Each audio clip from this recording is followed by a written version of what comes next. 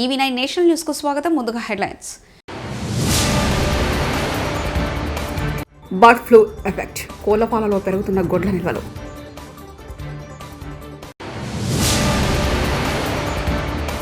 ఆయన పుస్తకం రాశారని నేను ఎప్పుడు అనుకోలేదు, సీఎం చంద్రబాబు.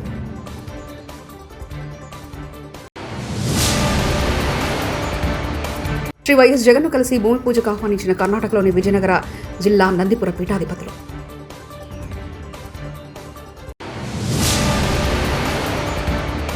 నాపై సీఎం రేవంత్ విమర్శలు, ప్రజలే జవాబిచ్చారు. కిషన్ రెడ్డి. నామక్కల్ కోళ్ల ఫారంలో 2 కోట్ల గుడ్లు నిల్వ ఉండడంతో యజమానులు ఆవేదన వ్యక్తం చేస్తున్నారు. నామక్కల్ మండల పరిధిలోని నామక్కల్, ఈరోడ్, తిరుప్పూర్, పల్లం తదితర ప్రాంతాల్లో 6 కోట్లకు పైగా కోళ్లను పెంచుతున్నారు. ఆ కోళ్లు ప్రతిరోజు 5 కోట్ల గుడ్లు పెడుతుంటాయి.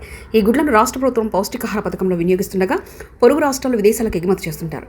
ప్రస్తుతం ఆంధ్రప్రదేశ్ రాష్ట్రం బర్డ్ ఫ్లూలు విస్తరణ, ఎండల కారణంగా ప్రజలు కోడిగుడ్ల వినియోగం తగ్గించారు. శాసనమండలిలో మాదక ద్రవ్యాల వినియోగంపై చర్చ జరిగింది. ఈ సందర్భంగా హోంమంత్రి వంగలపూడి అనిత మాట్లాడుతూ గంజాయిపై ఉక్కుపాదం మోపుతున్నామని, మొట్టమొదటి టార్గెట్గా పెట్టుకుని ముందుకు వెళ్తున్నామని అన్నారు. కూటమి ప్రభుత్వం ఏర్పడిన తర్వాత గంజాయి నియంత్రణ కోసం ఈగల్ వ్యవస్థను ఏర్పాటు చేశామన్నారు. గత ప్రభుత్వంలో సీఎం ఇంటి దగ్గరే గంజాయి తాగి అత్యాచారం చేస్తే కనీసం నిందితులను గుర్తించే పరిస్థితి లేకుండా ఉన్నాయని మండిపడ్డారు.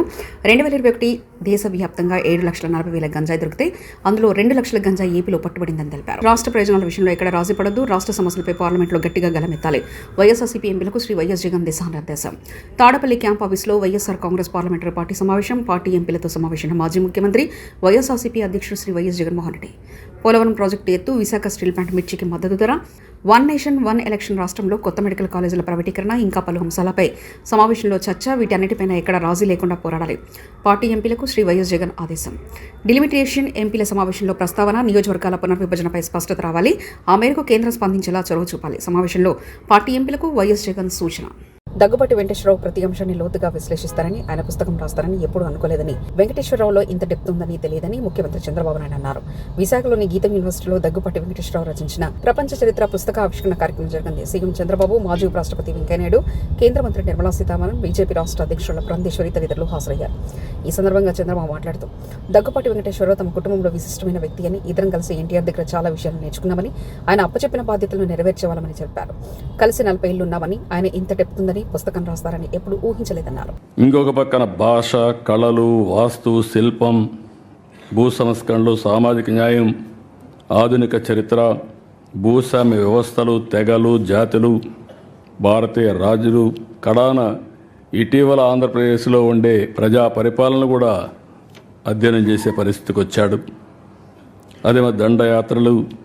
ఇంకో పక్కన చూస్తే అచ్చు యంత్రం నుంచి ఇంటర్నెట్ వరకు సాంకేతిక విప్లవం, ఫ్యూచర్లో ఏం జరగబోతుందో మళ్ళా ప్రిడిక్ట్ చేసి అన్నీ కూడా ఇంత మునుపు వెంకయ్యనాయుడు గారు చెప్పినట్టు చరిత్రను వక్రీకరించకుండా జరిగిన చరిత్రను జరిగినట్టు చెప్పడం అనేది ఏ కొద్ది మందే చేస్తారు. అందులో డాక్టర్ వెంకటేశ్వరరావు గారు ఒక్కరని చెప్పి మీ అందరికీ తెలియజేస్తున్నా. ఇలాంటి మంచి బుక్ రాసిన వారిని అభినందిస్తూ, వీటి కోసం వారు ఎంత తపన పడ్డారు, శ్రమ చేశారు, అన్ని చేసి ఇలాంటి వన్ ఆఫ్ ది బెస్ట్ బుక్ని మనందరికీ అందించారు. ఇది ప్రతి ఒక్క ఇంట్లో కూడా ఉండదగ్గ పుస్తకం, ప్రతి ఒక్క లైబ్రరీలో ఉండవలసిన పుస్తకం. ప్రతి ఒక్కరు కూడా చరిత్ర తెలుసుకోవాల్సిన అవసరం ఉంది. అలాంటి చరిత్ర తెలుసుకోవడానికి సులువైన మార్గం ఈ యొక్క బుక్ అని చెప్పి మరొకసారి తెలియజేసుకుంటూ, మేము మామూలుగా ఎప్పుడూ రాజకీయ మీటింగ్లు ఉంటాయి. ఈరోజు వండర్ఫుల్ మీటింగ్, ఒక ఆత్మీయ సమ్మేళనం. నా లెక్క ప్రకారం మా కుటుంబంలో ఒక మంచి రచయిత అధ్యయనం చేసి ప్రాక్టికల్గా ఏ విధంగా సమాజానికి అందించారు. వారిని మనస్ఫూర్తిగా అభినందిస్తూ, ఆయన ఒకసారి మాట్లాడుతూ తెల్లవారుజామున నిద్ర వచ్చేది కాదు, లేచి మళ్ళీ కాఫీ తాగేసి కూర్చొని రాసి తర్వాత పడుకునేవాడిని అని చెప్పారు. అంటే ఆ పట్టుదల ఉన్నప్పుడు మనిషిలో అలాంటి శక్తి వస్తుంది. ఓసారి నిద్ర రాని రాత్రులు గడుపుతూ ఉంటాం, కానీ అల్టిమేట్గా one of the best achievement. I wish him all the best. Excellent work.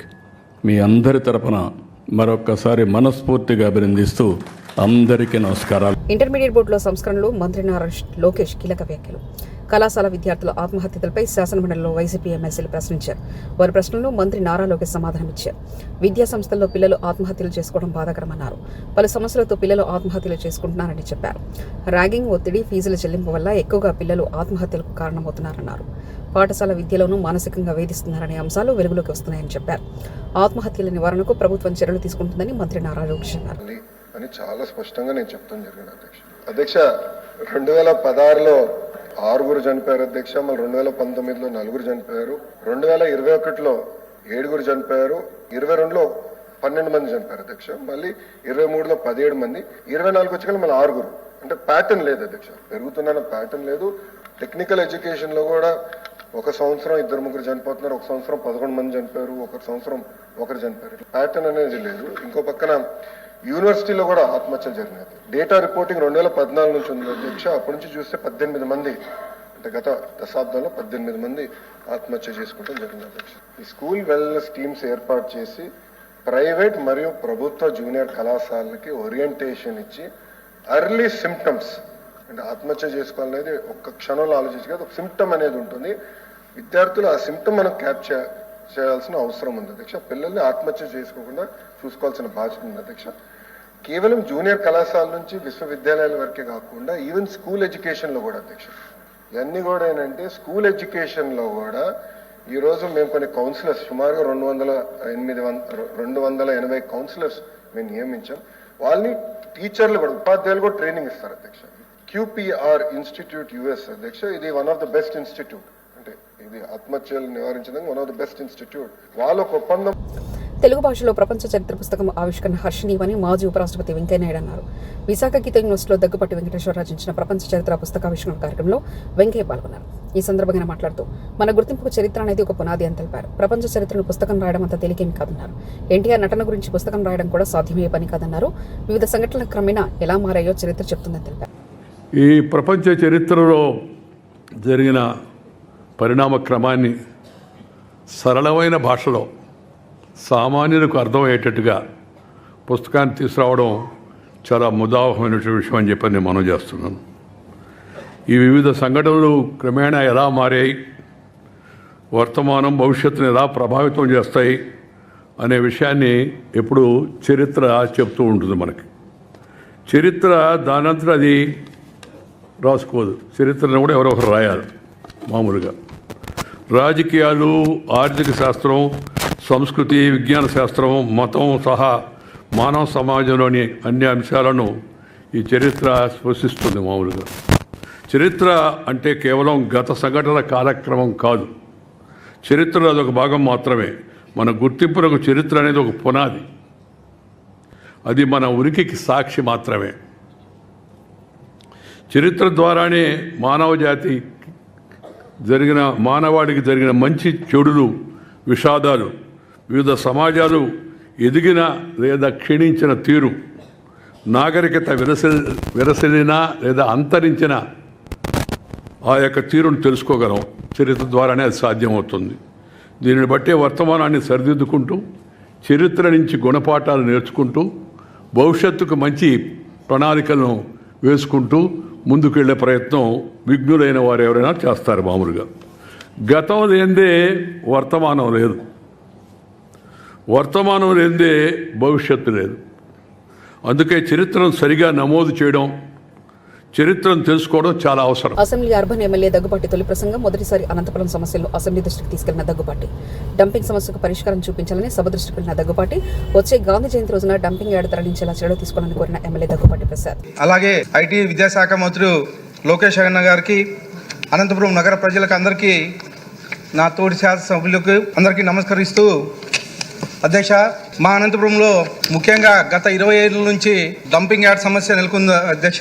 దాదాపు మా అనంతపురం జనాభా 4,90,000 కలిగి ఉంది. ప్రతి సంవత్సరం 2.5% వృద్ధి రేటు అక్కడ ఉంటుంది. దాదాపు 50 డివిజన్లు, 4 పంచాయతీలు కలిగింది అధ్యక్ష.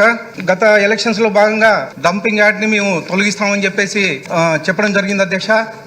దీనిలో భాగంగా 6 నెలల నుంచి నేను ముఖ్యమంత్రి వర్యులను అలాగే మన అర్బన్ శాఖ మంత్రులు నారాయణ గారిని కలవడం జరిగింది అధ్యక్ష. ఈ అక్టోబర్ 2వ తేదీ లోపల మొత్తం క్లీన్ చేస్తామని చెప్పేసి చెప్పడం జరిగింది అధ్యక్ష. దీనికి యాక్చువల్గా ఇది హైవే పక్కనే ఉంటుంది అధ్యక్ష. ఈ డంపింగ్ యార్డ్ వలన హైవేలో యాక్సిడెంట్లు జరుగుతున్నాయి. అలాగే అక్కడ ఇంతకుముందు గత 20 ఏళ్ళ ముందు అది అవుట్స్కట్స్గా ఉండేది, ఇప్పుడు దాదాపు అనంతపురం సెంటర్కి చేరిపోయింది అధ్యక్ష. డంపింగ్ యార్డ్ని తరలించడానికి రెవెన్యూ శాఖ వారిని దాదాపు ఒక 50 ఎకరాలు ల్యాండ్ అడగడం జరిగింది అధ్యక్ష. దీని మీద రెవెన్యూ శాఖ మంత్రి స్పందించి ఈ ల్యాండ్ని అలాట్ చేయమని చెప్పేసి కోరడం జరుగుతోంది అధ్యక్ష. వైఎస్ఆర్సీపీ కేంద్ర కార్యాలయంలో మాజీ ముఖ్యమంత్రి వైఎస్ఆర్సీపీ అధినేత వైఎస్ జగన్మోహన్ రెడ్డి కర్ణాటకలోని విజయనగర జిల్లా నది తీరపు పీఠాధిపతులు గురువారం కలిశారు. భూమి పూజకు ఆయన ఆహ్వానించారు.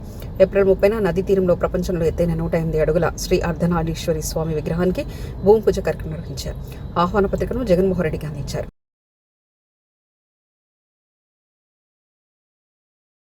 ఎన్టీఆర్ ట్రస్ట్ లక్ష్యం అదే నారా భువనేశ్వరి. విజయవాడలో ఎన్టీఆర్ ట్రస్ట్ భవన నిర్మాణానికి NTR memorial trust managing trustee Nara Bhuvaneshwari గురువారం ఉదయం శంకుస్థాపన చేశారు. స్థానిక సాయిబాబా మందిరంలో ప్రత్యేక పూజలు నిర్వహించిన అనంతరం శంకుస్థాపన కార్యక్రమంలో భువనేశ్వరి పాల్గొన్నారు. విజయవాడ టీచర్స్ కాలనీలో సాయిబాబా గుడి వీధిలో 600 గజాల స్థలంలో భవన నిర్మాణానికి శంకుస్థాపన చేశారు. ఈ కార్యక్రమంలో విజయవాడ ఎంపీ కేశినేని చిన్ని పాల్గొన్నారు. మేనేజింగ్ ట్రస్టీగా నేను ఈ ట్రస్టు ముందుకి మా టీంతో పాటు చాలా సేవా కార్యక్రమాలు ప్రజల కోసం తీసుకెళ్తున్నాం. వాళ్ళకి ఎప్పుడు ఏది అవసరమో మన సమాజానికి అప్పుడు ఎన్టీఆర్ ట్రస్ట్ ఎప్పుడు ముందుంటుంది. ఈ ఎన్టీఆర్ ట్రస్ట్ హైదరాబాద్లో ముందల అక్కడ ప్రారంభం జరిగింది. ఇప్పుడు ఇక్కడ విజయవాడలో మేము ఇది ముందుకు తీసుకెళ్తున్నాం ఎన్టీఆర్ ట్రస్ట్. ఇప్పుడు ఈ ట్రస్ట్ బిల్డింగ్లో office plus blood bank plus thalassemia centre పిల్లలకి మీకు గుర్తు చేస్తున్నాము. మా NTR trust we work the talk అంటే మేము ఏది మాట్లాడతామో అది మేము ఎమ్మెల్సీ ఎన్నికల ప్రచారంలో సీఎం రేవంత్ రెడ్డి తనపై చేసిన విమర్శలకు ప్రజలు తగిన సమాధానం ఇస్తారని కేంద్ర మంత్రి కిషన్ రెడ్డి అన్నారు. ముఖ్యమంత్రి విమర్శలకు సంజాయిషీ ఇవ్వాల్సిన అవసరం తనకు లేదన్నారు. ప్రజా తీర్పు కాంగ్రెస్ పాలనకు చెంపపెట్టలాంటిదని కిషన్ రెడ్డి అన్నారు. అసెంబ్లీ ఎన్నికలకు ముందు కాంగ్రెస్ పార్టీ ఇచ్చిన హామీలను వెంటనే అమలు చేయాలని డిమాండ్ చేశారు. మాట్లాడుతుంటే నేను మాట్లాడుతూ ఉంటే ఆయనకు అలసిగా కనిపిస్తుంది. కాబట్టి ఆయన మాటలకు వ్యక్తిగతంగా ప్రభుత్వపరమైన అంశాలు కావచ్చు, విధానపరమైనటువంటి అంశాల మీదనే తప్పకుండా మాట్లాడతాను. నా మీద గాలి మాట్లాడినప్పుడు నేను జవాబు చెప్పుకోవాల్సినటువంటి సంజాయిషి చెప్పుకోవాల్సినటువంటి అవసరం నాకు లేదు. ఆ ప్రజలు తీర్పే నా గురించి ఈ ఎన్నికల ప్రచారంలో ఇష్టారాజ్యంగా ముఖ్యమంత్రి గారు మాట్లాడిన తర్వాత తెలంగాణ ప్రజలు ఎన్నికల్లో ఇచ్చినటువంటి తీర్పు ఏదైతున్నదో ఆ తీర్పే కాంగ్రెస్ పార్టీకి పాలక పార్టీకి చెంపచెల్లుమనిపించింది. నా మీద విమర్శకు సరైన జవాబు తెలంగాణ ప్రజలే చెప్పారు. రెఫరెండం అన్న ఈ ఎన్నికలను 2 కోల్పోయింది కాంగ్రెస్. ఈ మేధావులు ఇచ్చిన తీర్పు ఖచ్చితంగా కాంగ్రెస్ పార్టీ ఇప్పటికైనా తెలంగాణ ప్రజలకు ప్రపంచ చరిత్ర రాయడం అంత తేలికైన విషయం కాదని కేంద్ర ఆర్థిక మంత్రి నిర్మలా సీతారామన్ అన్నారు. దగ్గుపాటి వెంకటేశ్వర రచించిన ప్రపంచ చరిత్ర పుస్తకావిష్కరణ కార్యక్రమంలో ఆమె పాల్గొని ప్రసంగించారు. గెలుపు ఎవరు పొందారో వారి గురించి రాసేది చరిత్ర. చరిత్రలో మంచి చెడు రెండూ ఉంటాయి. జరిగిన దాన్ని ఎవరు మార్చలేరని పేర్కొన్నారు. Nobody can change it. What happened happened. But దాన్ని రాస్తున్నవాడు గెలిచిన వాడైతే he writes it in one glorious way. But there are others who are not part of the victorious. వాళ్ళని డిఫరెంట్ లాంగ్వేజెస్లో వాళ్ళ డిఫరెంట్ ఇంటర్ప్రిటేషన్లో హిస్టరీని రాస్తారు. దాన్ని తరతరాలుగా చెప్తారు. సబాల్టర్న్ హిస్టరీ అంటారు, ఇంటర్ప్రిటేటివ్ డిఫరెన్స్ అంటారు. సో హిస్టరీ బుక్ రాయడం అనేది చాలా కఠినమైన exercise. It cannot receive ready acceptance by everybody. So majority history రాసేవాళ్ళు చాలా సంకోచించి రాస్తారు. శ్రీవారి భక్తులకు తిరుమలలోని మాతృశ్రీ తరిగొండ వెంగమాంబ అన్నప్రసాద కేంద్రంలో వడలు పట్టింపు కార్యక్రమం ప్రారంభమైంది. దీన్ని తిరుమల తిరుపతి దేవస్థాన chairman BR Naidu, EO Shyamalarao, అదనపు ఈవో వెంకయ్య చౌదరి ప్రారంభించారు. ముందుగా వడలను స్వామి అమ్మవార్ల చిత్రపటాల వద్ద ఉంచి చైర్మన్ అధికారులు పూజలు చేశారు. అనంతరం బిఆర్ నాయుడు భక్తులకు స్వయంగా వాటిని వడ్డించారు. వడలు రుచిగా ఉన్నాయంటూ భక్తులు సంతృప్తి వ్యక్తం చేశారు.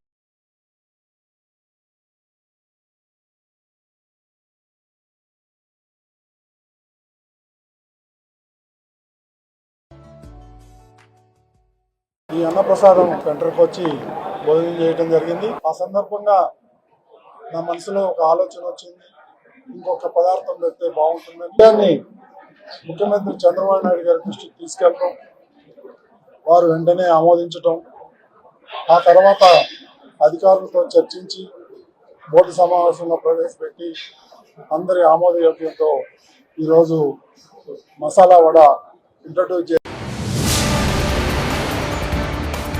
బర్డ్ ఫ్లూ ఎఫెక్ట్, కోళ్లపాలలో పెరుగుతున్న గొడ్ల నిల్వలు.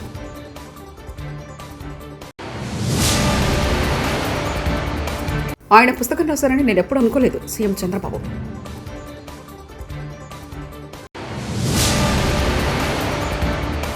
శ్రీ వైఎస్ జగన్ను కలిసి భూమి పూజకు ఆహ్వానించిన కర్ణాటకలోని విజయనగర జిల్లా నందిపుర పీఠాధిపతులు.